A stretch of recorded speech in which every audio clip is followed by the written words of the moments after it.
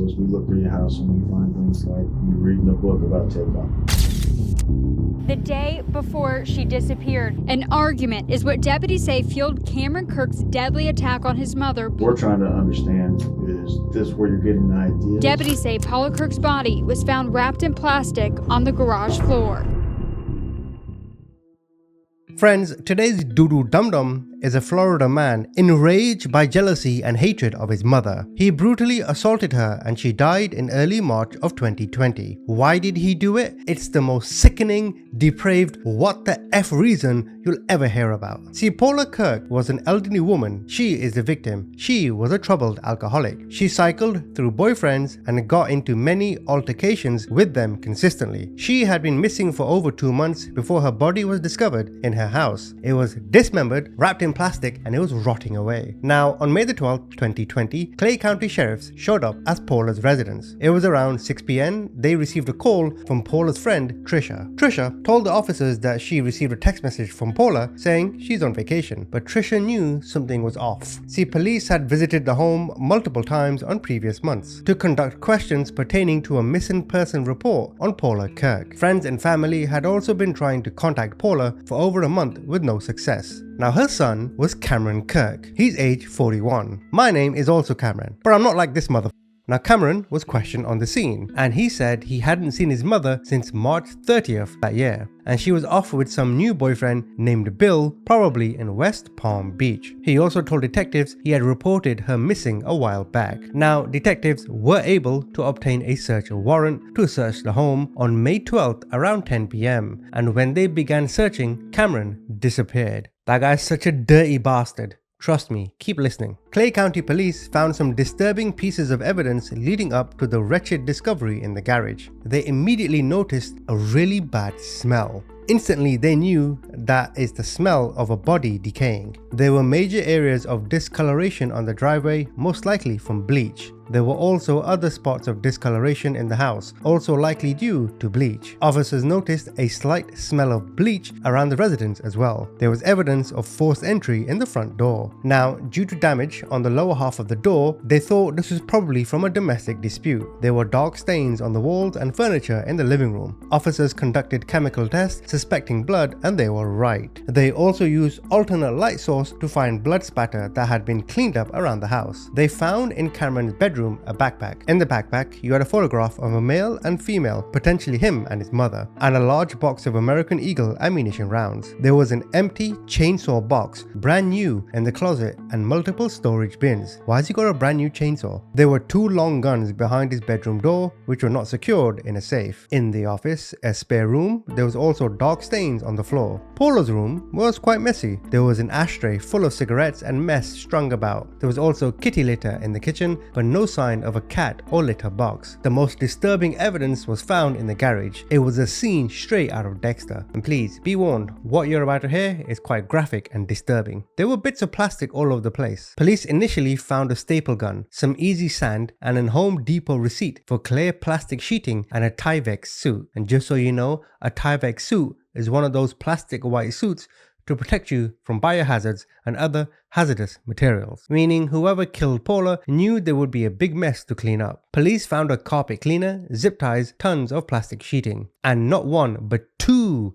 different chainsaws, one electric, one gas. Both of the chainsaws showed bloody stains and bodily tissue attached to their blades. They found dirt and box cutters. There was a new shovel in the corner that was still wet from being used. There was also a pair of plastic used gloves by the trash can, and a pair of goggles next to the electric chainsaw with visible fingerprints on the rim. The killer was being methodical, or at least trying to be, about the murder. They thought they could cover their tracks. Police then used a 3D scanner on a dumpster outside the garage after seeing a large item wrapped in plastic. The item was chopped human remains. Inside the garage, multiple smaller items wrapped in plastic were also found. Police picked up one of these plastic bundles and cut it open to investigate. Wrapped in the plastic sheeting from Home Depot was the severed face of Paula Kirk, which had been removed from her head. Let me say that again. Severed face. Yes, this sick took the woman's face off. After they collected all the evidence, police labeled Cameron, Paula's son, as the prime suspect and immediately went searching for him. Police were able to locate Cameron a few blocks away from the house shortly after. How could a man violate his mother like this? He didn't seem remorseful. No mercy, eh?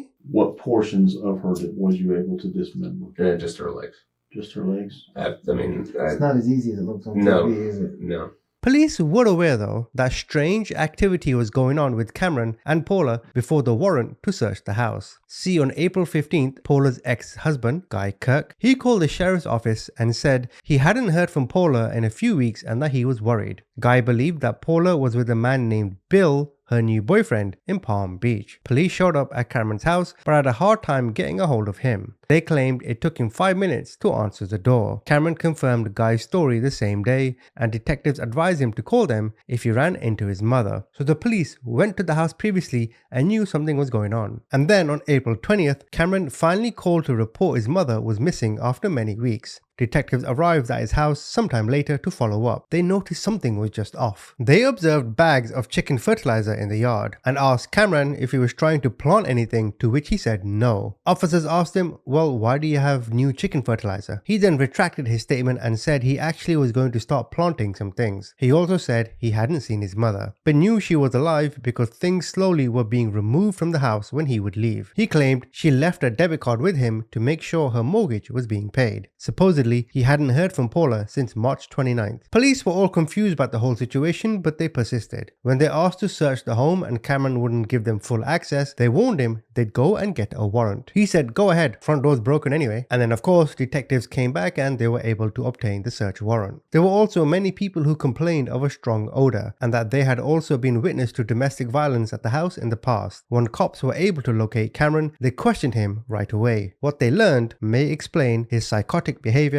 and what his sick feelings toward his mother were. I mean, you don't take off someone's face unless you have some odd fascination with them. You know what I mean? So then Cameron told his story to the detectives. See, he had lived many places throughout his life. He was born in Florida, but he also lived in Virginia, Mississippi, and even Japan. And that gave me the creeps. I live in Virginia. I never came across this motherfucker. He moved in with his dad in Virginia at 16 because he couldn't get along with Paula's boyfriends, a trend in his life. Perhaps he felt some sort of jealousy with the boyfriends, and that's how he built such strong feelings toward his mother. Then when he was 18, he moved back to Florida to study computers and ended up getting married in 2006. In 2009, Cameron joined the military but failed to make it through boot camp because he received a foot injury. He and his wife didn't last. Well, there's a surprise. They split up and hadn't seen each other since 2010. In 2011, Cameron moved back with his mother. He needed to run and tuck tail back to his mummy. He also admitted to using heroin at times. He may have been using hard drugs because of all the pressure of living with his mom. He described it as stressful. He confessed that he had led everyone to believe that Paula was still alive and that he simply hadn't heard from her. So then detectives asked him, Cameron, is she dead? To which he responded, yes, she's dead. I shot her. When they asked him why, he said, because she wouldn't have sex with me. Bro, what the F? This clammy bastard had no game whatsoever that he tried to shag his own mother. Cameron said he shot her with a shotgun, one of the guns police found behind his bedroom door. He took her life sometime between March 4th and 5th, over 2 months before he was arrested. That explains the bad smell at the house. Now, apparently Paula was extremely drunk. Her and Cameron got into an argument. A fight between them broke out in front of Paula's bedroom doorway. He began physically assaulting her when the argument became too heated. Where police had noticed blood on the walls by the bedrooms was where Cameron was repeatedly punching his own mother in the face. So I guess you punched her hard enough that she was bleeding? Yeah. Where was she bleeding from? Her face. I don't know where. Okay. So then you actually come into the living room. She falls between the two chairs, and this is where you shoot her at? Mm-hmm. He told them she just laid into me and I couldn't fucking take it. So I pushed her down and I punched her a couple of times. I don't feel good about doing that. I mean, how would you? He told detectives he had hit his mom once before and had also been in jail at one point. He had a history of domestic strangulation, disorderly intoxication, carrying a concealed weapon, tampering with evidence, possession of narcotics, and criminal mischief. This guy's got a record longer than my hairline. He said, it was just like she was on the floor and she was crying and yelling, so I just grabbed the shotgun and shot her. He He shot her in the living room where forensics found bloodstains on the near side table. The living room was several feet from Paula's bedroom doorway. So Cameron had to most likely physically drag her out there, or she was trying to run away before she landed by the side table and couch. He then described what happened in the garage. Before he went on, police went back to the shagging. When they asked him again, wait, why did you have these sexual feelings towards your mother? He said he was jealous. I don't know what he means by that, but I think what he was trying to say is that he wanted his mother's affection, as any son would, but she gave it to all her boyfriends. How that manifests sexually? Don't ask. So then he described what happened in the garage. He had cut off her legs 2 weeks after she was killed, supposedly before any real decaying process set in. He said, I got to the rest of her body and it was just so disgusting. He used 2 chainsaws to dismember his mother. He tried to use it during the day to be less suspicious. Cameron used the electrical one first, but it broke, so he brought a new gas-powered one from the Home Depot. Naturally, the plastic bags he wrapped Paula in were leaking from the bodily fluids, so Cameron used kitty litter to stop it from making a big mess. He also had stapled plastic up on the walls of the garage. Detectives found staples in the wall with pieces of plastic still attached. He truly took his time with this and was very intentional about every step he took. Who knows what he was doing with Paula's body, if you know what I mean. He murdered her over 2 months before police arrested him. He hadn't even finished dismembering her or getting rid of the remains before he was found. He said he had planned to cremate her by throwing her in the fire pit in the backyard. Supposedly, Paula had always wanted to be cremated. Cameron also said he believed he deserved the death penalty when detectives asked him what his punishment should be. Furthermore, he killed her, he left her body there, and he dismembered her bit by bit, slowly. Why bit by bit? You know why?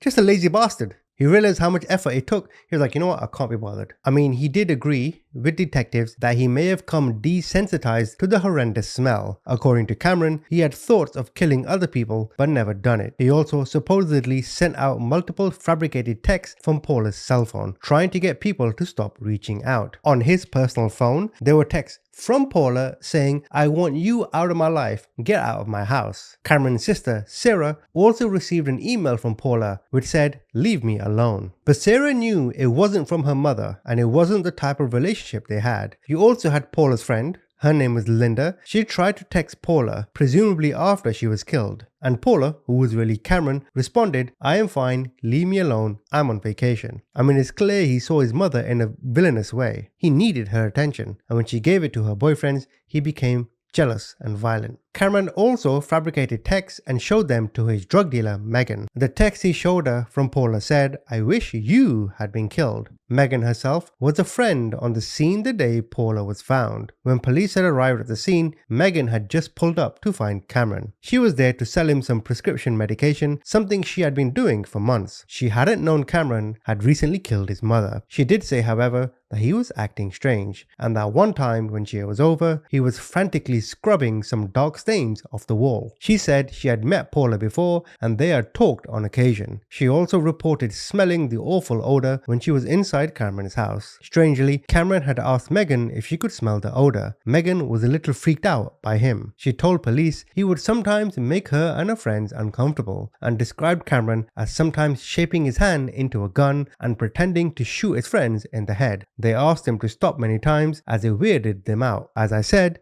doo-doo dum-dum. Megan was completely clueless that Paula had been murdered and that Cameron was the one who did it. Police also questioned several neighbors of Paula and Cameron's, all who had somewhat similar stories. The neighbors immediately to their left, Kenneth and Samantha, both said Paula and her ex-boyfriend Robert would drink a lot. While they would drink, they would fight very loudly. They didn't notice, however, much fighting between her and Cameron. There had been 28 different phone calls regarding the residence, all domestic disputes. 4 of them involved Cameron. Kenneth remembered Cameron asking if Kenneth had seen his mother. Cameron told his neighbor his mom was missing and she was possibly in Palm Beach. The neighbor also reported seeing Cameron driving his mom's car all the time after she was missing. Multiple neighbors also commented on the smell coming from the house, describing it as quite terrible. Samantha, the other neighbor to the left, said when she would host workout classes in her front yard, Cameron would stand behind the car and watch the women exercise. She felt uncomfortable. Cameron seemed to have a perverted nature about him, or as I call him, clammy. Linda, Paula's friend, was also a neighbor. She would give Paula rides to Alcoholics Anonymous while Paula was trying to quit drinking. At some point, Paula became increasingly violent after a relapse and cut Linda off out of nowhere. Linda also informed police that Paula had complained at times that Cameron would lock himself in his room and she felt lonely. A different neighbor also described Cameron as quite strange. Some of them said Paula would sit outside with her garage door open every single day, smoke and drink. By day, she would drink and smoke, and by night, she'd be fighting loudly with whatever significant other she had at the time. Neighbors hated it, so did Cameron. One of them claimed that Robert had brought Cameron's shotgun over to his house so that the neighbor would hide it. Robert explained that Cameron was threatening to shoot him with it. He used the same gun to kill Paula months later. Digital forensics were also later able to find telling some content on Cameron's computer. Oh no, that's the worst. When you go through someone's internet history, it tells you a lot about them. The search history included questions how to clean up blood, how to use a carpet cleaner, and where does Walmart dump their trash. He also watched YouTube videos on human decomposition and looked up his own criminal record. The searches were conducted over the course of a month after Paula was dead.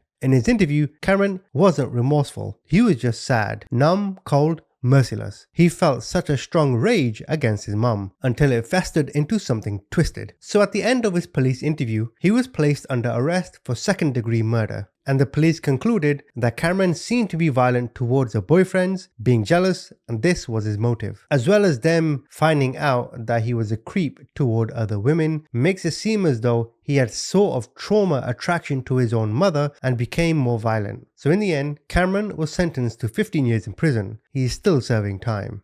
I don't know why it's 15 years or second-degree murder. He obviously meant to kill his mother. Okay, they get into an argument. That doesn't mean you shoot someone, does it? But have you ever come across a more pathetic person in your life? Look at him, bruv. 41 years old. What a waste of space. Right, so now that I've finished with the story, I figured let me go through more of the crime scene photos with you. Now the image that you're looking at, this was his image of Cameron at the time of arrest. It did make me wonder, where's his beard gone? Now, in the backyard, police found lighter fluid and this lighter. My assumption is maybe he was thinking of burning the body. I don't know, but it's an interesting observation. These are some plant buckets that the police found with the chicken fertilizer. Now, in here, there's an onion. I don't know what an onion is doing in there. That seems like sun-dried tomatoes. What this guy was up to, I don't know. What do you think? Now, in the garden, in the backyard, they also found a garlic clove, or like a bunch of garlic, or whatever you want to call it. Why? I mean, was he into vampires? I'm kidding, of course. But yeah, just a random piece of garlic in the backyard. Why do you think that was? I can't make out why. Now this is the living room. I want you to have a look at this image. This is not his mother. I think this may be his sister. Even though it's a bit blurred, looks like a very pretty woman.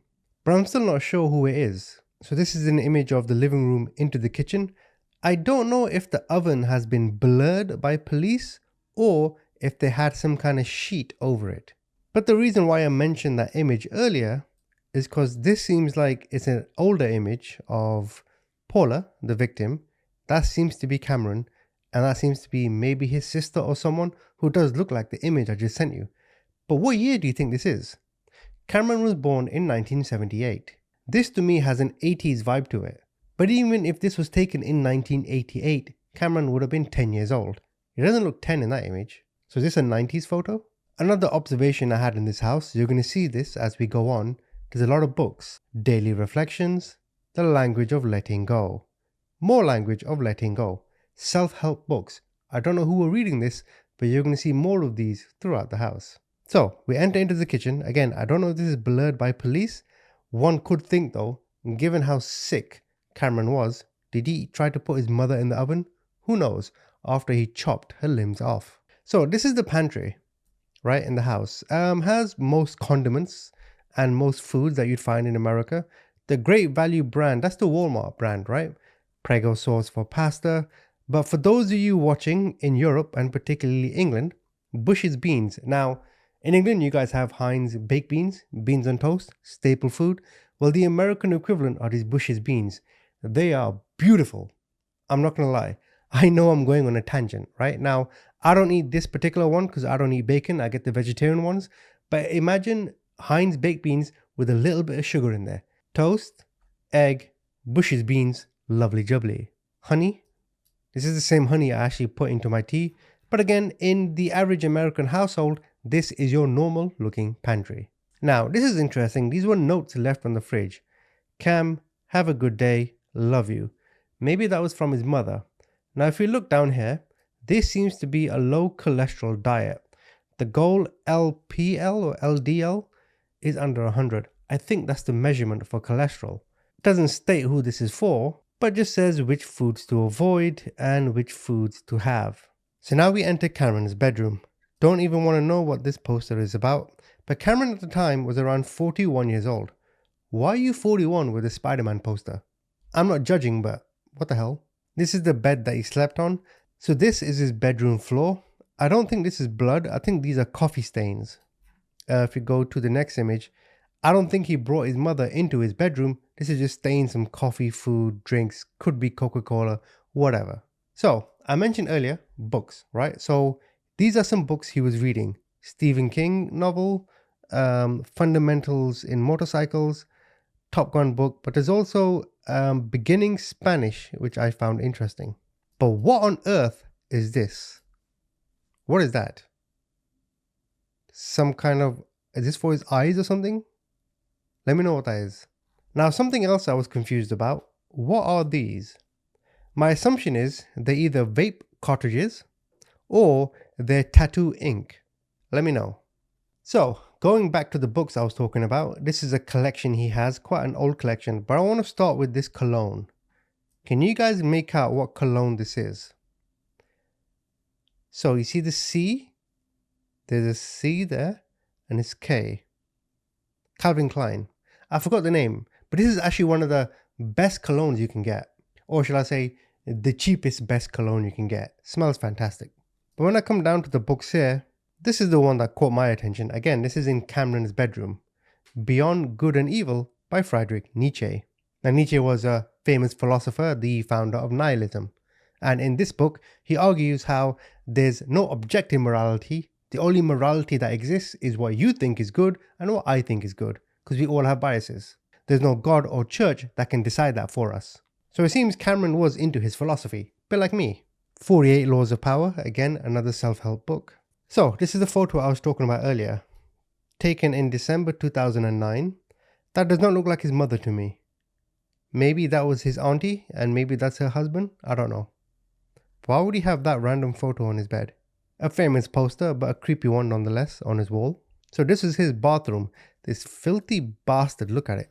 So this is the chainsaw. This is the gas chainsaw that he purchased.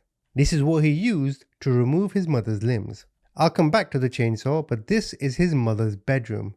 The first thing I noticed was all the cigarette stubs next to her bed and a Diet Coke. Again, more books. And it seems to me one of Paula's favorite pastimes was to get a book, sit on this chair and read away. Fair enough. This is a closer shot of the Diet Coke and the cigarette stubs by her bed. Aspartame and nicotine. Lovely. So this was a note that was found on her dresser. It says, this is a legal document. It's a verbal agreement between Robert Horn Jr. and Paula Kirk. I, Robert Horn, transfer funds in the something 6,000 when I get my Teamster pension money. Interesting. This was her bathroom. That's all cigarette ash, am I correct? Again, more Diet Coke over there. Either she's drinking Diet Coke while she's on the toilet or she's drinking Diet Coke while she's doing her makeup by the mirror. So now we come into the garage and this is where Cameron stored the body. This plastic wrap is where he stored the body in. The body's been removed. It's not in there right now. This is the receipt from Home Depot where he purchased the plastic wrap. This is the plastic wrap where police found the body in, or parts of the body.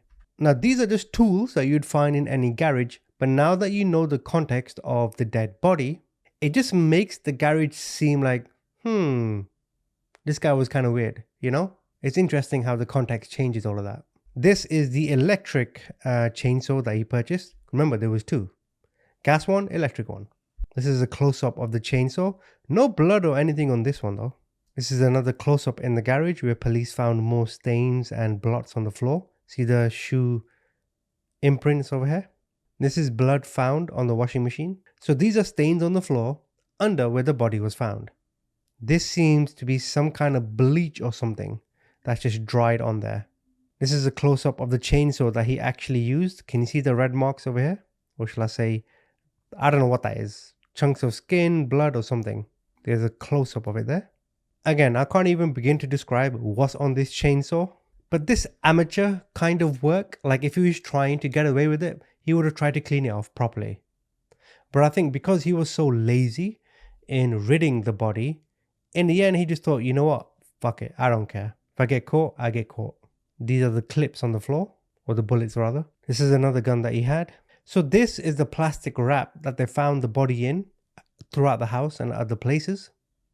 The body's obviously been removed.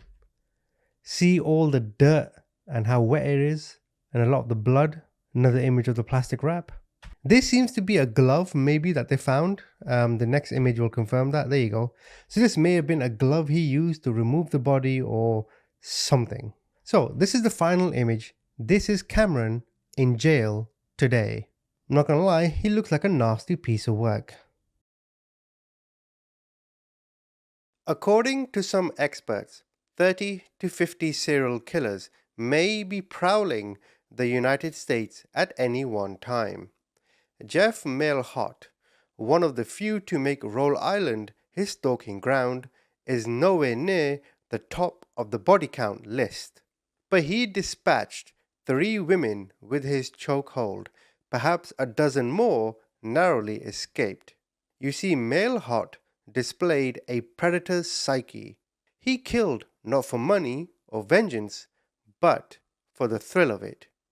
He snuffed out lives with his hands, never a knife or a gun, to savor every moment of his victims' suffering and fear. He preyed on a specific group, prostitutes, whom he'd come to regard as less than human, and he concealed his horrifying depravity with an unremarkable everyday routine. He could dismember a body, toss the parts in a dumpster, and stop for a Budweiser on his way home. From time to time, as far back as the early 1990s, Woonsocket police had speculated that a serial killer could be preying on the city's prostitutes, who seemed to disappear with the grim sort of clockwork. In the summer of 2004, with 3 women gone in 17 months, the notion was once again making the rounds. Police had no clues, no suspects. The women just kind of vanished. Their break came in mid-July with the tipster's call to police headquarters. The tipster suggested detectives contact Jocelyn Martel, a local woman with an arrest record for drug offenses and prostitution. They found her at a detention center awaiting trial. Martel told of a harrowing encounter with a man who offered cash for sex and then attacked her inside his apartment. Her description of the building and its location matched 221 Cato Street. This was the home of Jeff Mailhot. The detectives got Mailhot's name from utility bills and his picture from the DMV. They showed her a photo spread and she picked him out as her assailant. In the days that followed, cops tracked down several more women who described similar assaults. One joined Martel in signing a complaint. That was enough to get an arrest warrant.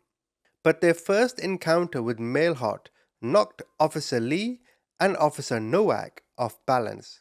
You see, Mailhot seemed more normal than multiple murderer. He was polite, friendly, soft-spoken. His police record was clean. His landlord called him the ideal tenant, a guy with a steady job who always had the rent check. Then Mailhot buried his brush-cut head in his hands, and he began to talk. "I just want to be totally honest," he said. "I don't want to hide anymore. I don't want this shit inside of me anymore. I want to do what I have to do to help the situation any way I can, and I want that to be my last act. I'm not expecting forgiveness." As the minutes ticked by, in the spare interrogation room, Mailhot recounted his adventures in Woonsocket's night town. Over the years, he said, he'd picked up perhaps 30 prostitutes. Most took place at his apartment, where privacy was guaranteed. He could not recall exactly how many women he'd throttled, but he guessed 10 or 12 had survived an escape.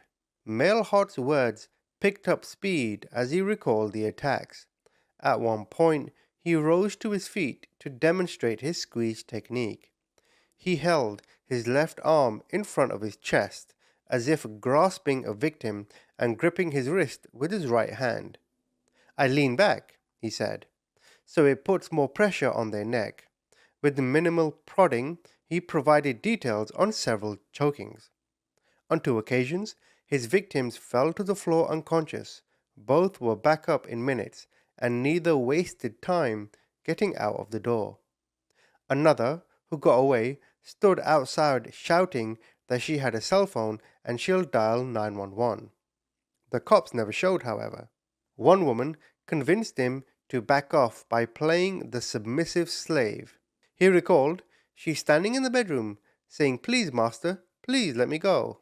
And then things finally spun out of control the night he picked up Audrey Harris. He was driving home after too much beer from a strip club when he spied her on a sidewalk. He pulled up beside her and suggested a quick trip to his place. She agreed. "I was gonna have sex with her, just straight sex," he told the detectives. "She got undressed. I got undressed. I went to get her money. She turned around, and that's when I went up behind her and started choking. She was kicking, scratching, trying to get away. As she was losing her breath, she stopped struggling. Then I let her go. I looked at her. Her eyes were open, but she wasn't looking at anything. I figured she was dying. That's when I got the pillow. I suffocated her." It's at this point Officer Lee asked him, "So it was not accidental?" To which he said, "I didn't want to do it, but once I realized what was happening, I was scared to death. I had to finish it." By his own account, his actions left him stunned for several minutes. Then he shook off his disbelief, dragged the body to the bathroom, and stumbled to his bed for a night of drunken slumber. The next morning, he wandered to the toilet and was startled to see a corpse in the tub. The previous night's events rushed back into his head. He called his employer to ask for the day off. That evening, he wrapped the body in a cheap rug and loaded it into his SUV. He drove about the city, searching for a place to dump his cargo, and then returned home, convinced it was too risky. For 2 days, the body lay in his apartment while he pondered how to make it go away.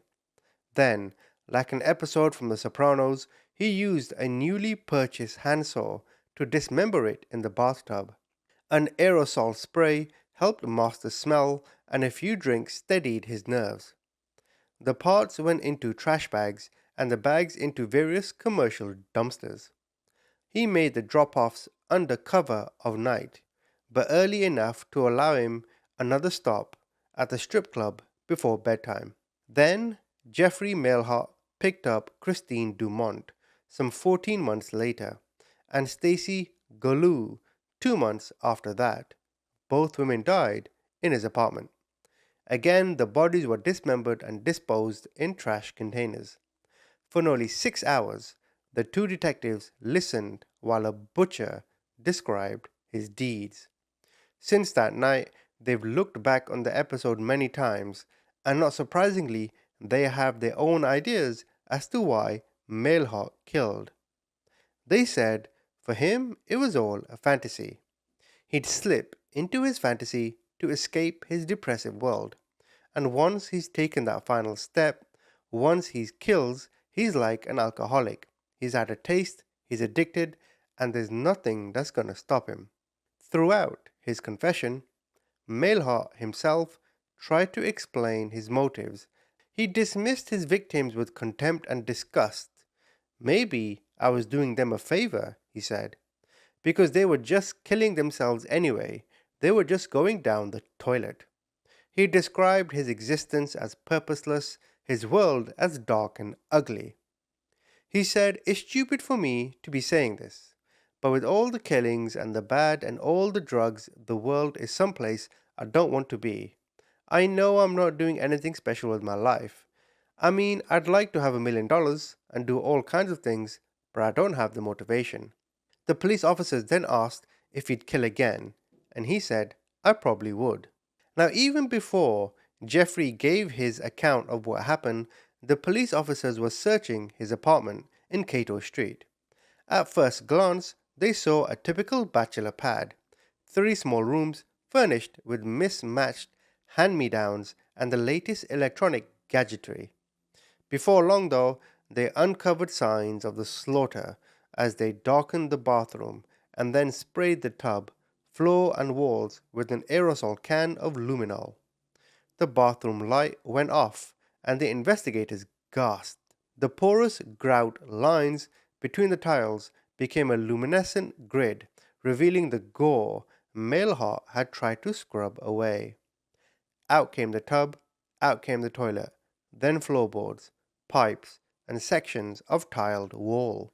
The officers then reviewed tapes from a surveillance camera at a local hardware store and discovered footage of the suspect buying the tool just a day after the last victim's disappearance. From there, the search moved to the street. Mailhart had told Lee and Nowak he'd disposed of a latex glove and some small body pieces by flushing them down the toilet. With that in mind, investigators launched a probe of the sewer line outside his building. They first explored the pipe using a small video camera attached to long cable. What they found was an infestation of tiny worms, apparently attracted by high-protein material coming down the drain. A public works crew then dug up several feet of the sewer line. For all that effort, the pipe proved to be a dead end. The lab team determined Mailhart's diet had provided a feast for the worms. He'd been sucking down protein shakes to help him bulk up at the gym. By the end of their investigation, police had gathered more than 170 items of evidence. Not one piece was ever presented in court, however, as the defendant, Mailhart, decided to forego a trial. You see, in Providence, Rhode Island, Superior Court, a teary-eyed Mailhart pleaded guilty to 3 counts of murder and 2 counts of assault. The judge sentenced him to 2 life terms, plus 10 years. He made no plea for mercy. He said, "Nothing I can do can take away the pain. I hope God can give the families, both the victims and my own, some peace." He now resides at the Rhode Island Maximum Security. He will be eligible for parole in 2047 when he is 77.